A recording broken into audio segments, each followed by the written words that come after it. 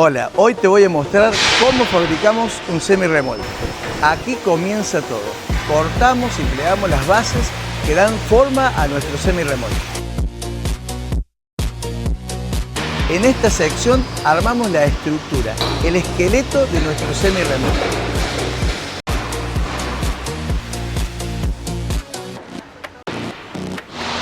La estructura recibe el carrozado y luego la pintura, que protege y embellece la unidad. El armado final.